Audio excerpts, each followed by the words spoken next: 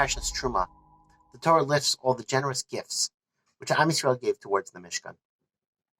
The Or HaKadosh questions the order of this list. We know from Chazal that the Avnei Shoam and Avnei Miluim were the most precious and special of these gifts. They were so unique that Am Yisrael could only receive them. They didn't have them. They had to receive them as gifts from HaKadosh Baruch Hu through the Anonim, and they were only given to the Nesiim. So the Or Chaim suggests that they should have been written right at the beginning of the list, starting with the most precious of gifts. But instead, we find them at the very end of the list. And the Or Chaim explains that the Mishkan needed to be built out of Nedivas Halev, out of generosity.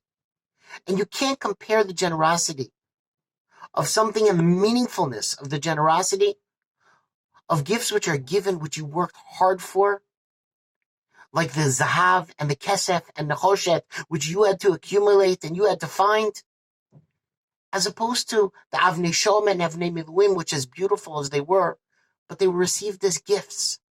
And when you give over something which you received as a gift, it doesn't have that same generosity and that same meaningfulness to the giver.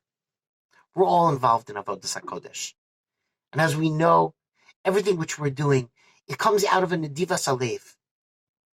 Now, sometimes there are Talmidim who are Avnei Shoam and Avnei Miluim. They're unique.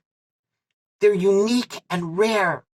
And everything is smooth and everything works beautifully. And those, we have tremendous nachas from them, from those Talmidim. But we all know that there are also most Talmidim. There are many Talmidim who are very, very precious.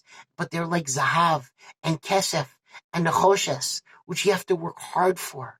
You have to daven for, and you have to cry for, and you have to be creative at night, losing sleep over how we can manage to bring them in and how you can bring them closer and how you can get them over that hump and over that hump.